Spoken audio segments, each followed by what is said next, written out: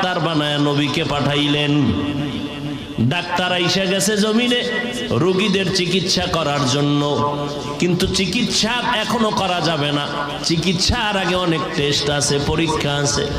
দীর্ঘ 40 বছর রহমতের নবী মক্কার মানুষগুলোর টেস্ট করতে থাকলেন, পরীক্ষা করতে থাকলেন, চিকিৎসা হবে। ফাইনাল অপারেশন হয়েছে 40-এর পরে শুরু।